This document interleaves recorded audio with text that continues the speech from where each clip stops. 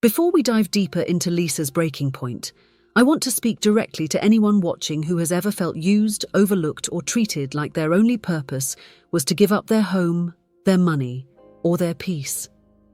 Let me tell you, you are not invisible, and it is never too late to reclaim your life. You can still draw the line, and you can still choose yourself without guilt. And to help you start, we're giving away, for a limited time only, our best-selling audiobook, Healthy Boundaries. After 60, How to Set Strong Boundaries, Say No with Grace, Protect Your Peace, and Strengthen Your Relationships with Your Children. It's completely free right now, but only for a short while. Don't miss this chance. Grab it from the pinned comment before it's gone. And if this resonates, hit that like button and subscribe for more real stories of women who chose peace over people-pleasing. Because what happens when Lisa finally says no is something you won't want to miss. My name is Lisa Solomon. I'm 66 years old, a widow, and I live in a modest 2-bedroom home in Ohio. After my husband passed away, this little house became more than just walls and a roof. It became my safe place, my sanctuary, the one corner of the world where I could breathe and try to rebuild a life on my own. But my son and his wife, they've moved back in 3 times. Each time came with promises that it would be temporary, that it would help them get back on their feet.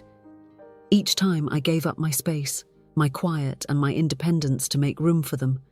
And each time, I paid the price. This last time, though, I knew something had to change. I still remember the way they told me.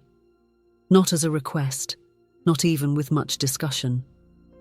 They sat me down at my own kitchen table, the one my husband built years ago, and announced it like it was already decided. "Mum, we're moving back in." Just like that. No pause to hear how I felt about it. No thought about what it would mean for me. Inside, my heart dropped. I thought about the first 2 times they had stayed here, how my house had felt smaller by the day, how the bills had climbed, how I barely recognized my own life anymore.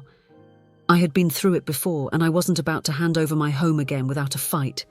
See, I know what it means to start over.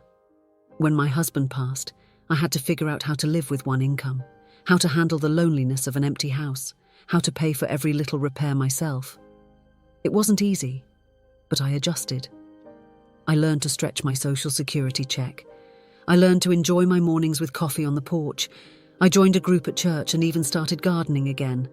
It wasn't glamorous, but it was steady, and it was mine. So when Charles, my son, and Laura, his wife, looked at me with those expectant faces, I felt torn in two. They are my family, my only child, and the mother of my grandkids. But I also knew what moving back in really meant. It meant Laura taking over my kitchen like she had the last time, rearranging my cupboards and complaining about what groceries I bought. It meant Charles using my living room as his office, though he spent more hours on video games than looking for work. It meant noise and toys scattered across my floors, sleepless nights and higher utility bills that I would end up covering. And the worst part? It meant my home no longer felt like mine. I smiled weakly that night when they told me, but in my head I was screaming. I thought of all the women my age who have gone through this exact same thing. Your kids move out. You think you finally have some freedom, and then, bang, they're back on your doorstep, with kids of their own expecting you to adjust your entire life again. The first time it happened, I told myself I was just being a good mother. They were young, struggling, and had nowhere else to go. The second time, I hesitated, but I convinced myself it would be shorter, easier.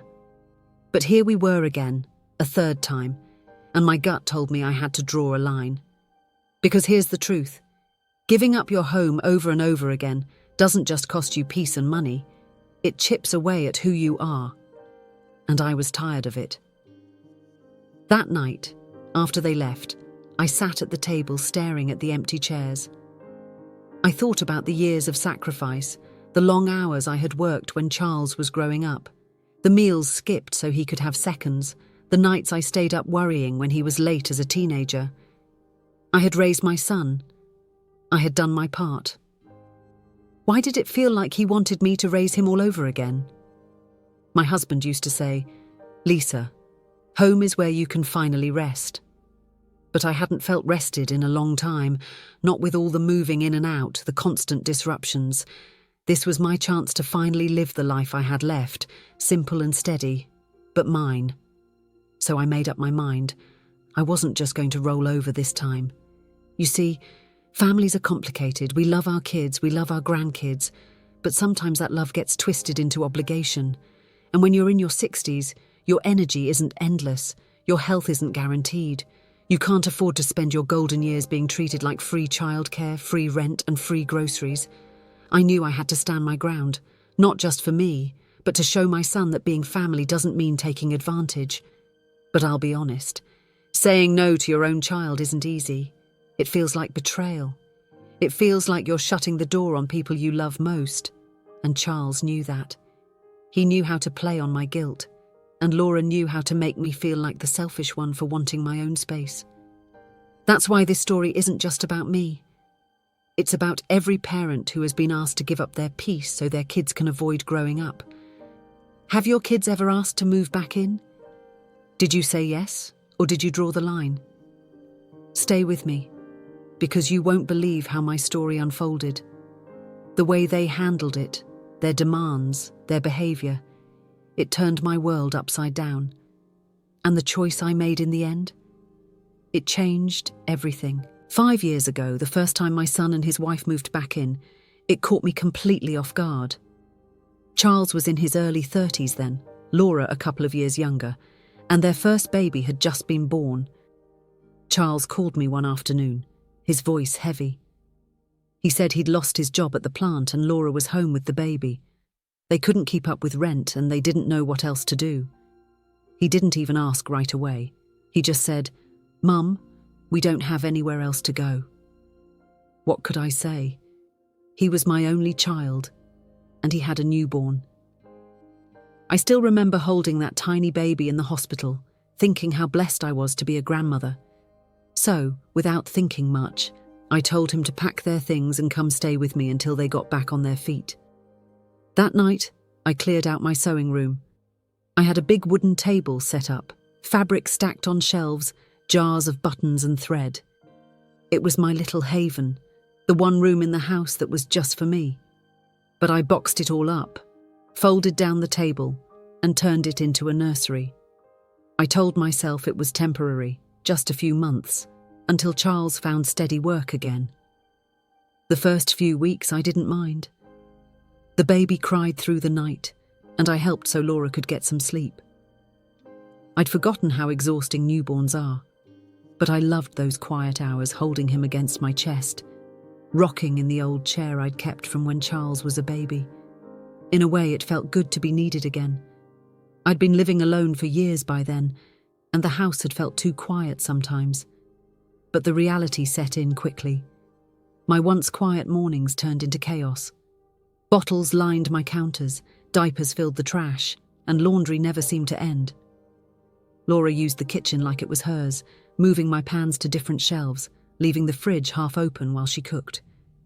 Charles said he'd handle things, but most days he sat at the computer searching job boards for hours, frustrated when nothing came up. The bills began to climb before I realised what was happening. The gas bill doubled from all the laundry and hot water for bottles. The grocery bill shot up with extra mouths to feed. I told myself it was fine, that it would even out once Charles got work again, but it weighed on me. My social security check didn't stretch far, and I started dipping into the little savings I had. The baby grew, and with him came more needs.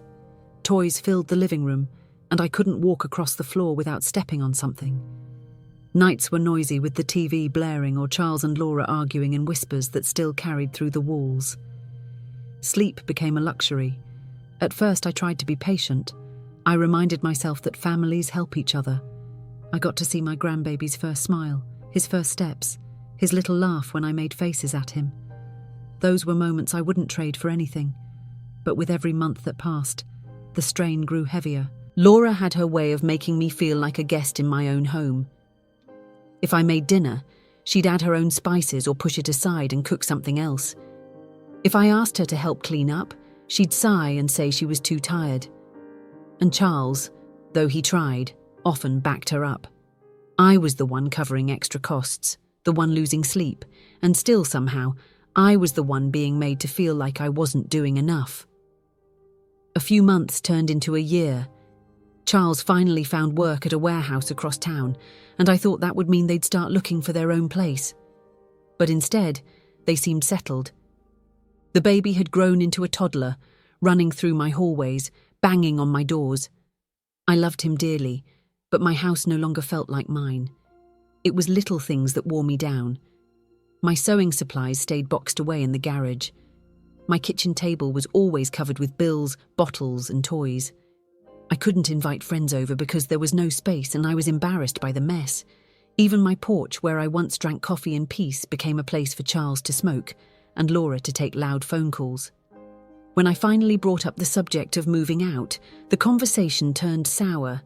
Charles said rent was too high and they weren't ready. Laura said they were saving, but I never saw much evidence of it. Still, I pushed. I told them I couldn't keep carrying the weight. I reminded Charles that I was living on a fixed income and couldn't keep paying for all the extras. After a few heated arguments, they agreed it was time. They packed up slowly, dragging it out another 2 months, until Charles's paycheck started coming in steady. The day they left, I hugged my grandson tight, kissed his cheek, and smiled through tears. I was sad to see him go, but relieved to have my space back. When I walked back into the house after they drove away, it was the first time in over a year that it felt like mine again. I unpacked my sewing machine, spread my fabric on the table, and sat down to thread a needle. The silence was heavy at first, but it was mine. The relief didn't last long, though. When I opened the next round of bills, my stomach sank. They'd left me with nearly $600 in overdue utilities. They'd used my credit card a few times for emergencies and forgotten to pay me back. My savings account was thinner than I'd ever let it get. I paid it all off slowly, month by month, but it left a bitter taste. That was the first time I told myself, never again. But as you'll see, I didn't keep that promise for long. 2 years passed after that first move out, and I thought maybe we had turned a corner. Charles was working steady at the warehouse. Laura had picked up part-time shifts at a dental office, and they were renting a small place about 15 minutes from me. I visited often, brought meals over, and watched my grandson whenever they needed. It felt like we were back to a healthy balance. Me living my life, them living theirs. But balance doesn't always last. One evening, Charles called. His voice had that same weight I remembered from before. He said rent had gone up on their apartment and they couldn't keep up. "We're trying to save for a house, Mum," he told me. "It'll just be for a little while until we've got enough saved for a down payment." My stomach tightened as he spoke. I remembered the bills, the sleepless nights, the way I had promised myself never again. But then Laura got on the phone. She talked about how expensive daycare was, how they wanted their kids in a safe neighborhood, how hard it was to get ahead.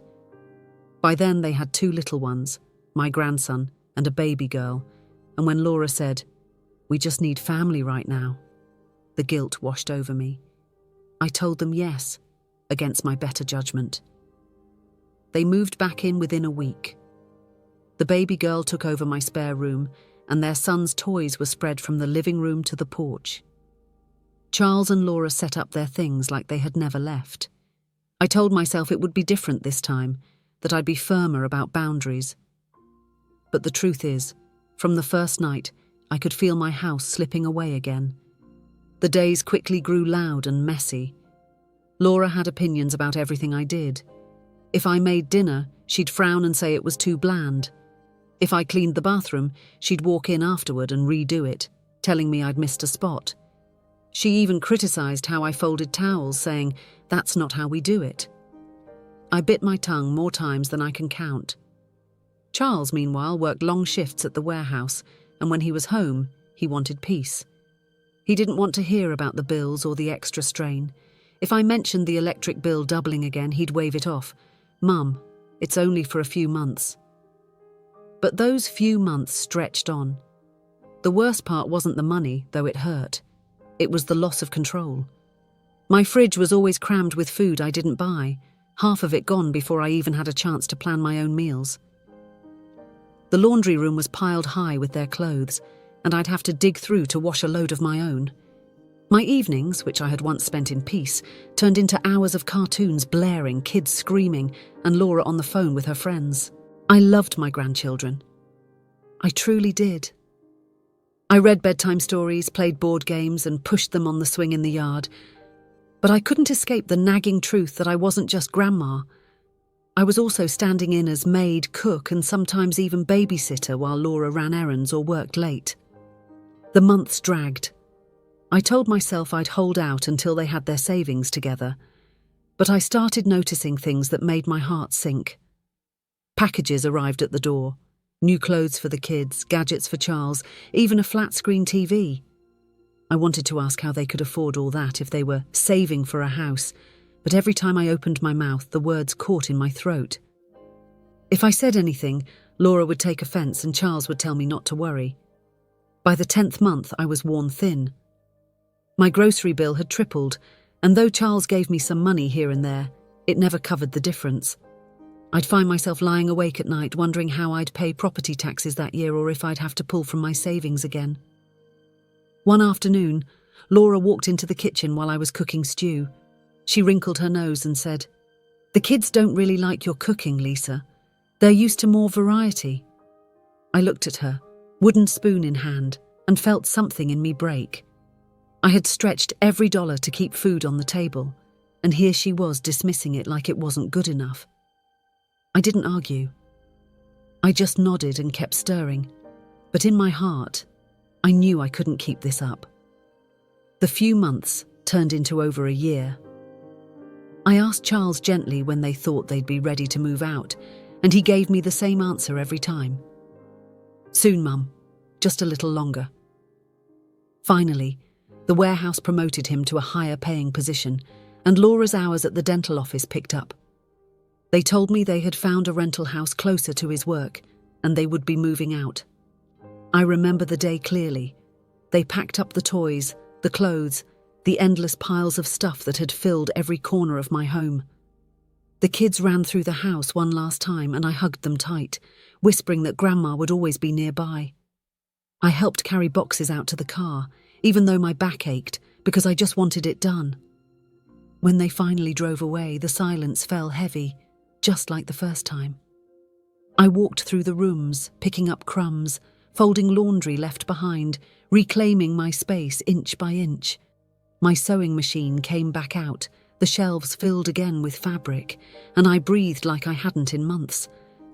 I thought maybe this time it was over for good. I thought they'd learned, that they'd stay steady now. But deep down, part of me knew. If they struggled again, they'd be right back on my doorstep, and I wasn't sure if I'd have the strength to say no. When Charles and Laura finally moved out the second time, I felt like I could breathe again. The silence inside my house wasn't heavy anymore. It was comforting. I walked from room to room, almost in disbelief that I could set things down and they would stay where I left them. No toys scattered across the floor, no TV blasting cartoons, no dishes piled in the sink that weren't mine. It took me a few weeks to get the house back the way I liked it. I cleared out closets, put my sewing machine back in its spot, and even painted the spare room a soft blue to freshen it up. It was no longer a nursery or a kid's room. It was simply mine again. For the first time in years, I had space that wasn't filled by anyone else's needs. I started enjoying the small things that I had almost forgotten. I could sit at my kitchen table with a hot cup of coffee and the newspaper without interruptions. I could work in my garden in peace, pulling weeds and planting tomatoes at my own pace. Watching those plants grow gave me a sense of calm I hadn't felt in a long time. My husband used to love gardening, and being out there reminded me of him in a good way, not a painful one. I also rejoined the women's group at church. I had stepped away during the time Charles and his family were living with me because I was always too tired or too busy with the kids. Now I found myself looking forward to the weekly meetings where we shared meals, prayed together and talked about our lives. It was a reminder that I wasn't alone, that other women my age had their own struggles and joys. Living on a fixed income wasn't easy, but I learned how to make it work. My social security check came once a month, and I had a small savings account that I tried not to touch. I budgeted carefully, writing down every bill and expense in a notebook. Utilities were lower now that it was just me, and groceries stretched further. I cooked simple meals, soups, casseroles, fresh vegetables from my garden. I wasn't eating fancy, but I wasn't worrying about running out before the end of the month either. I even treated myself now and then. Once in a while, I'd buy a new book from the thrift store or some fabric for a project. I started quilting again, something I hadn't done in years. Stitch by stitch, I felt myself coming back to life. Nights were no longer filled with arguments or crying babies. I could read in bed until I felt sleepy, or watch a movie without being interrupted. Sometimes I'd sit on the porch with a blanket and just listen to the crickets. The peace was something I didn't realize I had been craving. I also opened my home to friends again. I'd invite a couple of ladies from church over for coffee and pie. We'd sit at my table laughing and swapping stories. They told me they admired how I had taken my family in not once but twice. I didn't tell them how much it had cost me, not just in money but in peace of mind. I just nodded and said, "We do what we can for our kids." Inside, I knew I had stretched myself further than I should have. Still, life felt lighter. I started walking around the neighborhood in the mornings, waving to neighbors, feeling part of the community again. One of my neighbors, Mary, asked if I'd join her for bingo on Friday nights, and I did. It wasn't about winning, I rarely did, but it was about laughter and companionship. For the first time in years, I was making choices for myself, not adjusting my life around someone else. It wasn't a mansion, but it was mine, and I had earned every quiet moment. Sometimes, when I tucked myself into bed, I thought about how different the house felt now compared to when Charles and Laura had been there. Back then, it had felt like I was tiptoeing around my own home, always trying to keep the peace, always trying not to upset anyone. Now I could exhale. Of course, I still saw the grandkids.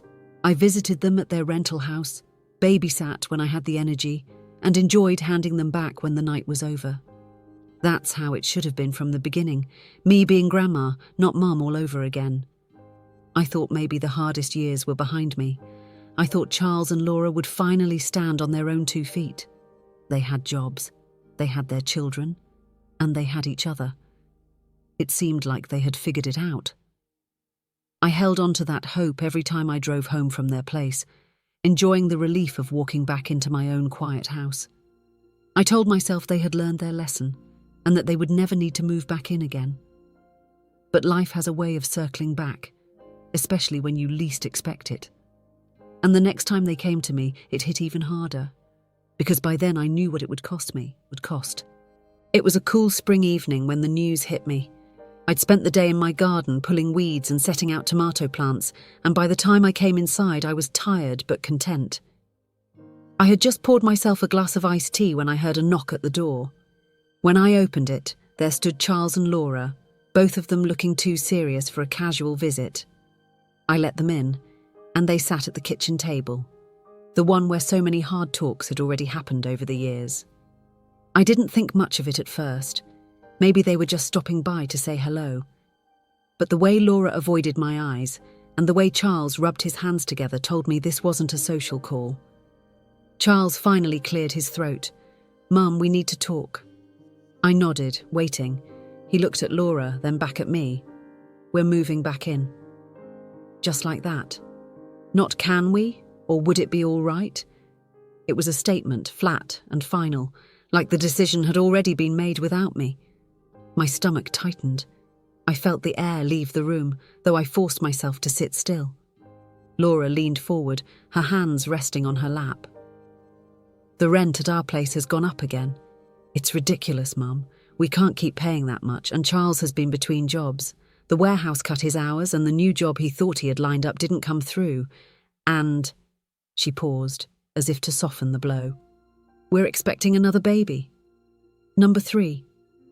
I blinked, trying to take it all in. Rent too high. Charles out of steady work. Another baby on the way. It felt like déjà vu, only heavier. I managed a weak smile and murmured, "Congratulations." But inside, my heart sank. Laura went on, her voice picking up speed. "We've thought it through. It just makes sense for us to be here. There's more space, and it's safer for the kids. We can save money, help each other out. It'll be better for everyone." Better for everyone. I wanted to laugh at that, because I knew from experience who it wouldn't be better for. Me. Charles finally spoke again. "Mum, you've always been there for us. You've helped so much already. You're the only one we can count on. And you'll get to see the kids every day." I looked at my son, grown but still leaning on me like he was 20 and not almost 40. My chest ached. I loved him. I loved my grandchildren. But love didn't erase the memories of sleepless nights, empty bank accounts, and the feeling of being pushed out of my own life. I sipped my tea to steady myself. "So, you're saying you've already decided?" Charles nodded. "We really don't have a choice." That was the part that stung, because they were making it sound like I didn't have a choice either. As if my home, my routines, my peace, all of it was just there waiting for them to take over. I wanted to shout, to tell them no, to remind them of the promises they'd made the last 2 times. But guilt clamped my tongue. My son was struggling, my daughter-in-law was pregnant, and my grandkids would need stability. How could I look them in the eye and say no? Yet deep down I knew I couldn't do this again.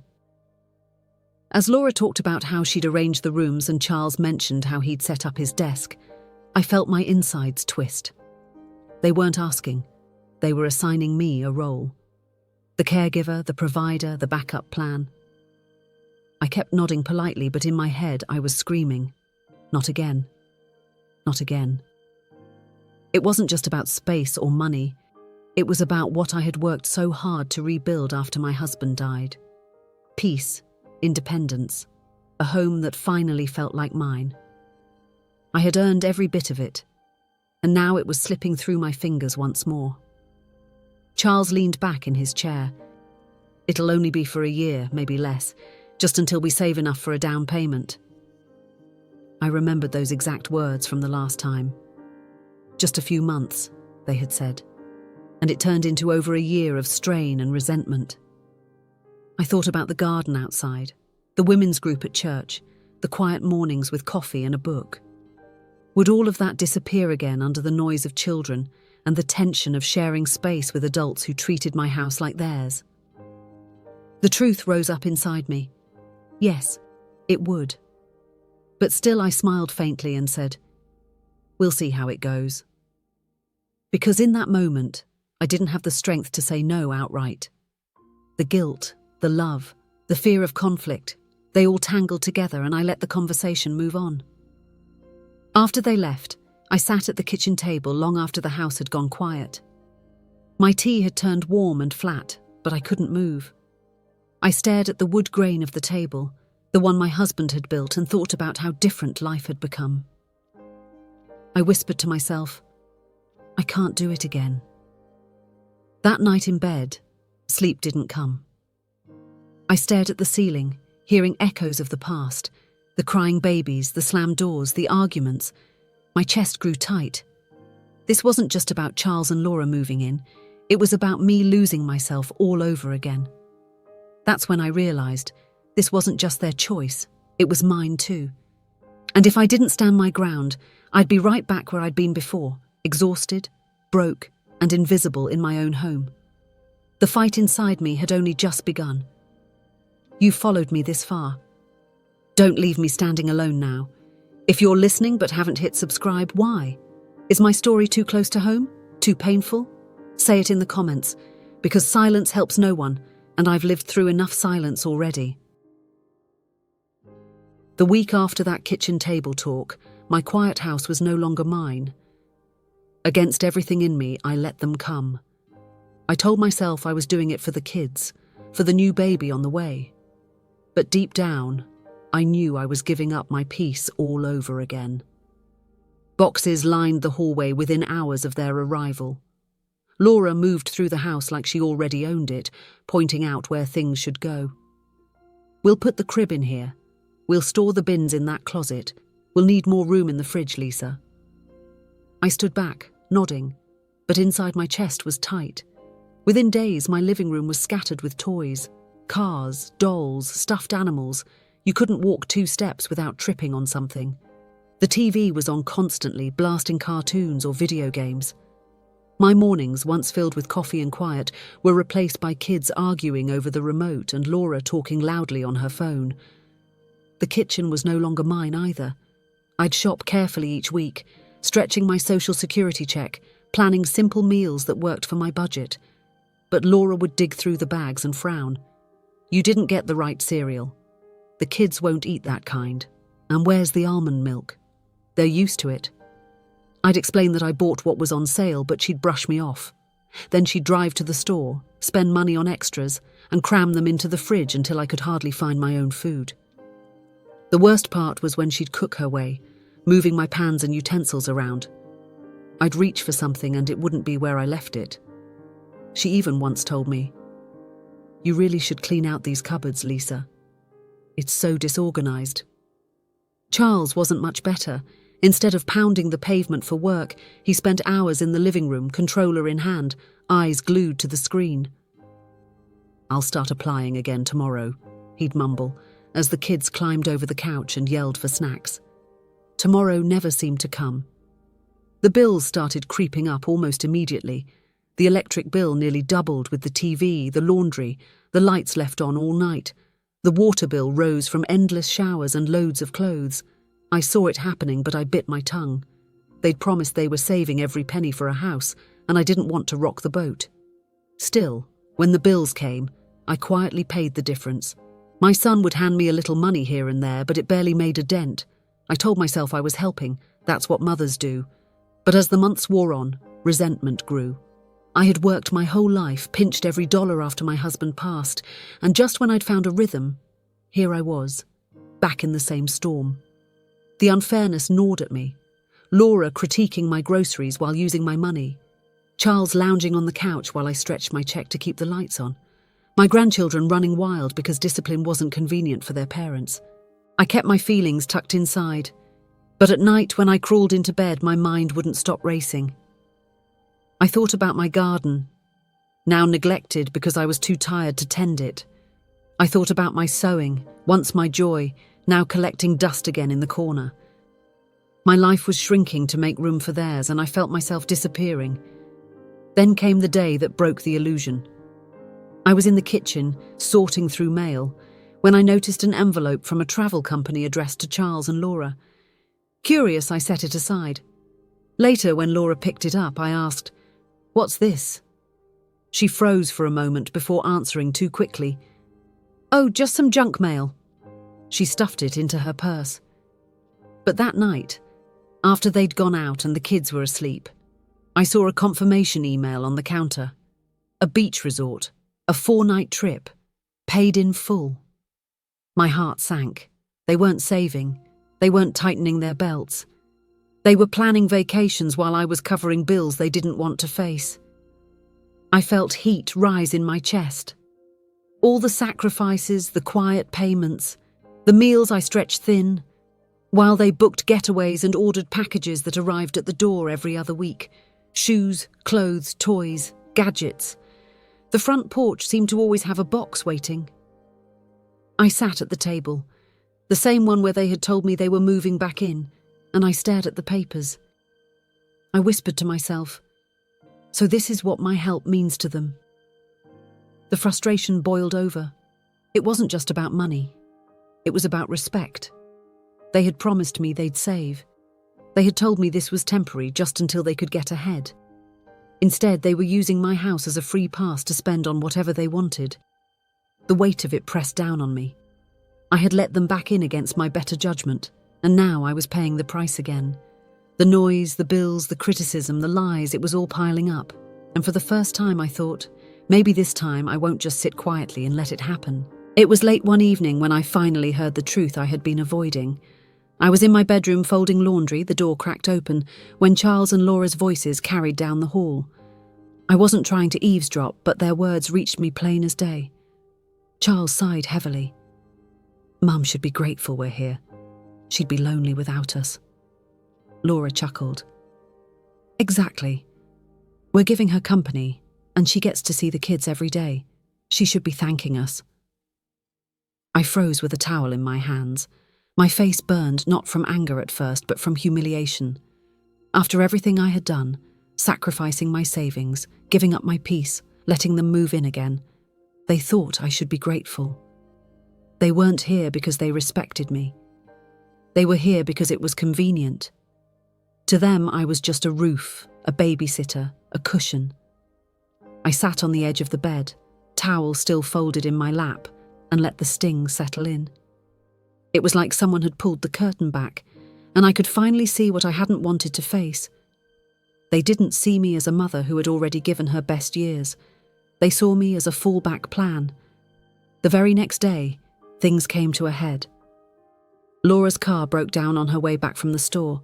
She came storming in, dropping her keys on the counter. The mechanic says it's the transmission. It's going to be $1,200. I nodded slowly, waiting for what I knew was coming. She glanced at Charles, then back at me. Lisa, we're tight right now. Could you help cover it? We'll pay you back once Charles finds steady work. The air left my chest. It wasn't enough that I was covering higher bills, feeding extra mouths and losing sleep. They wanted me to bail them out for their car too. I swallowed hard. Laura, I don't have that kind of money lying around. My income is fixed. I can't cover your repairs. Charles stepped in quickly, his voice sharp. Mum, you have savings. You've always been careful. It's just a loan. You know we'll pay it back. I shook my head. That's not how this works. I've been carrying too much already. I can't keep emptying what little I have left. His eyes narrowed. So you'd rather see us stuck without a car? How are we supposed to get to work or take the kids to school? The words cut deep. He wasn't asking. He was blaming. Like it was my fault their lives weren't in order. Something inside me snapped. For years I had kept quiet, trying to keep peace, trying not to make waves. But this time, the words rose up before I could stop them. Charles, I said firmly, my voice shaking but strong, I raised you. I worked nights, went without, and sacrificed so you could have a good life. I did my job. I'm not about to raise you twice. The room fell silent. Laura's mouth hung open. Charles stared at me, shocked that I had spoken back with such finality. I stood taller, even though my knees felt weak. This is my home. I've given up my space, my quiet, and my money too many times. But I won't keep doing it. I deserve peace in my own house. Laura scoffed, muttering under her breath. You make it sound like we're a burden. I turned to her, steady. That's because you are. The words weren't meant to be cruel, but they were the truth. And for the first time in years, I let myself speak it out loud. Charles shook his head. I can't believe you talk to us this way after all we've been through. I felt tears press at the corners of my eyes, but I didn't let them fall. And I can't believe you treat me like a wallet and a babysitter instead of your mother. I've loved you. I've loved your kids, but enough is enough. I walked out of the kitchen and into my room, shutting the door behind me. My heart was pounding, my hands trembling, but my spirit felt lighter. For the first time in a long time, I had drawn a line. That night, I lay awake replaying everything in my head. The late bills, the clutter, the way they laughed about how I should be grateful. I thought of my husband, how he used to say, Lisa, don't let people take more than you can give. I realized I had ignored that wisdom too many times. I whispered into the quiet, this ends now. The next morning I made myself a promise. I wouldn't keep giving up my home, my savings and my peace just to be used. I would help when I could, but not at the cost of my dignity. This wasn't about turning my back on my son. This was about finally respecting myself. I watched the sun rise from my porch, coffee warm in my hands, and I felt something shift inside me. The decision had been made. I wasn't sure exactly how I would handle it yet, but one thing was certain: I would not live this way anymore. The breaking point had come, and I wasn't going back. This moment right here, this is why I tell my story. To remind us all that boundaries are survival, not cruelty. If you've ever hit a breaking point, let this be your nudge to stand firm. Subscribe if you want more of these lessons in real time. And if you refuse, don't just disappear. Comment below and tell me what's keeping you back. Your voice matters too. The morning after that fight about the car, I knew I couldn't put it off any longer. If I didn't speak up now, I'd lose myself completely. I sat at the kitchen table with my notebook open, jotting down numbers, dates, and what I needed to say. My heart pounded just thinking about it, but I reminded myself, this was my home. That evening, when the kids were playing in the living room and Charles was scrolling on his phone, I asked them both to sit down. Laura looked annoyed, like I was interrupting her evening. Charles sighed, already defensive. I took a deep breath. I need to talk to you both about something important. I can't keep living like this. I want you to start looking for another place. And I'm setting a deadline. By the end of next month, you need to move out. The words hung in the air like a thunderclap. Laura was the first to react. You're kidding, right? Lisa, I'm pregnant. You want to kick us out while I'm carrying your grandchild? Charles leaned forward, his voice sharper. Mum, how could you even say that? We've got nowhere else to go. Rent is sky high. You're abandoning us. I held my ground, though my hands trembled in my lap. I'm not abandoning you. I've helped you before twice, and I've given up my peace to make room for you again. But this can't go on. You're adults. It's time to take responsibility for your own family. Charles shook his head. So that's it. You'd rather live alone than help your own son. My throat tightened, but I pushed through. Charles, I love you. But love doesn't mean letting myself be taken advantage of. And that's what's happening here. Laura folded her arms. Fine. But don't expect us to bring the kids around once we're gone. If you don't want to be part of this family, then that's on you. The words stung, but I steadied myself. I love my grandkids more than anything, but I won't let that love be used as a weapon. You can't threaten me into giving up my home. They sat in silence, glaring. I excused myself, walked into my room and shut the door. My heart was racing, but for the first time I felt a spark of freedom. The days that followed weren't easy. Charles and Laura barely spoke to me except to complain. They left more messes, slammed doors, and muttered under their breath. But I didn't back down. I leaned on the people who had always been steady in my life. My church friends checked in when they noticed I seemed worn down. One of them, Ruth, reminded me, Lisa, boundaries aren't unkind. They're healthy. You're teaching your son something he should have learned years ago. My neighbour Jim came by one afternoon while I was in the garden. I told him what was going on and he said, You've been more than generous. Don't let guilt stop you from protecting your peace. Simple words, but they meant a lot. And then there was Tara, my closest friend. She called one night and listened as I poured everything out. The threats, the guilt trips, the way Charles and Laura acted like I owed them. When I finished, she said firmly, Lisa, you've already raised a family. You don't need to raise another one. Hold your line. You're not being cruel, you're being fair. Her words echoed in my heart. The next week, Charles tried again. He caught me in the kitchen, speaking low so the kids wouldn't hear. Mum, please, we're not ready to move. Just give us more time. We'll figure it out eventually. I met his eyes. Charles, I've already given you time. Years of it. This isn't about whether you're ready. It's about whether I can keep living like this. And I can't. His jaw tightened. If you make us leave now, I don't know how often you'll see the kids. Laura's serious about that. I let the words sink in, then replied softly but firmly. I will always be here for my grandkids. They will know I love them.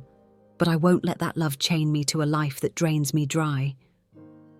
He stared at me, shocked at how calm I was. Then he walked away without another word. The following days were tense. Laura barely looked at me, slamming cabinets, complaining loud enough for me to hear. But I refused to argue. I went about my routines, cooked my meals, paid my bills, and reminded myself I wasn't doing anything wrong. Every night before bed, I whispered the same sentence: I deserve peace. It became my anchor. By the middle of the month, I could see them scrambling. Laura made more calls to her sister, Charles went to look at apartments, and the kids overheard enough to start asking questions. I did my best to reassure them. Grandma will always be here. No matter where you live, I'll see you. Their little faces eased, and I held on to that. Finally, as the deadline neared, Laura confronted me one last time. You really mean it, don't you? You're really pushing us out. I looked at her without flinching. Yes, because I love you all too much to keep letting this pattern continue. You deserve to stand on your own feet, and I deserve to rest in my own home. She didn't reply. She just walked away. That night, as I sat in bed with my Bible open on my lap, I felt a deep calm settle over me. For years I'd let guilt make my choices. Now I was choosing myself. Not out of selfishness, but out of survival. I wasn't just setting a boundary. I was reclaiming my life. The last week of the deadline came faster than I expected. Boxes piled up in the hallway, clothes stuffed into bags, and the kids ran around asking questions they didn't fully understand. The atmosphere in the house was heavy, every conversation short and tense. On the morning of their move, Laura barely spoke to me. She banged cabinet doors and stacked dishes without looking in my direction. Charles walked past me with a tight jaw, carrying boxes to the car. I tried to help with smaller things, but Laura waved me off sharply. We've got it, she said, her tone clipped. By afternoon, the living room was empty except for crumbs under the couch and a forgotten toy car wedged against the baseboard. I stood in the doorway watching them load the last of their things. Charles finally turned to me, his face hard. I hope you're happy, he said. You'll have your peace now. I wanted to tell him it wasn't about happiness, it was about survival. But before I could answer, he turned away and slammed the trunk shut. The kids hugged me quickly, confused and quiet, before Laura hurried them into the car. And just like that, they were gone. The silence afterward was sharp. For the first time in months, my house was still. No TV blaring, no footsteps running down the hall, no arguments echoing from the kitchen. I sank into my chair, relief washing over me, but the ache of their resentment settled heavy in my chest. The first few weeks after they left were the hardest. Charles didn't call, Laura certainly didn't. Days went by with no visits, no updates, no sound of my grandkids' voices. I filled my time with gardening, sewing, and attending church meetings, but late at night the emptiness pressed in. I wondered if I'd gone too far, if setting boundaries had cost me my family. Then I'd remind myself of all the nights I lay awake worrying about bills, all the times I bit my tongue when Laura criticised me in my own kitchen, all the hours Charles wasted instead of working. I whispered to myself, I did what I had to do. A month later, my phone rang. I saw my grandson's name light up the screen and my heart jumped. His voice was small but warm. Grandma, can I come over this weekend? I nearly cried. Of course, sweetheart, any time. That weekend he came with his sister. We baked cookies, played board games and sat on the porch eating ice cream. They told me about their new place, how cramped it was, how their mum was always tired. I listened without judgment, just grateful they still wanted me in their lives. Slowly, the connection with the kids grew back. They called on birthdays, sent me school pictures, and stopped by when Charles dropped them off for a few hours. Sometimes Laura stayed distant, but I didn't push. My focus was on the children. They were innocent in all of this. I started keeping a little grandkids fund from my budget. Nothing fancy, just enough to buy them birthday gifts or treat them to lunch when we were together. I made sure those moments were filled with love, not tension. I wanted them to see that boundaries didn't mean I loved them less. And I learned something important during those months. There's a difference between helping out of love and being used out of guilt. Helping out of love feels light, like giving cookies on a Saturday afternoon or slipping a few dollars into a birthday card. Being used out of guilt feels heavy, like carrying someone else's bills while they spend freely, or giving up your home just to keep the peace. That lesson changed me. With the house quiet again, I leaned into my routines. I joined a quilting group at the community centre. I took long walks with my neighbour Mary, and we shared stories about our grown children. At church, I spoke up more, sharing my testimony about learning to set boundaries even when it hurt. Women nodded, some with tears in their eyes. I realised I wasn't alone. Many of them had faced the same struggle. When Charles finally called months later, his voice was stiff. "Mum, the kids miss you. Maybe you can babysit Saturday." I smiled softly. "I'd love to." We didn't talk about the move, or the tension, or the things that had been said. But in that moment, I knew we were taking small steps forward. The grandkids came, and the house rang with laughter again, but this time on my terms. They played with the old toy box I kept for them.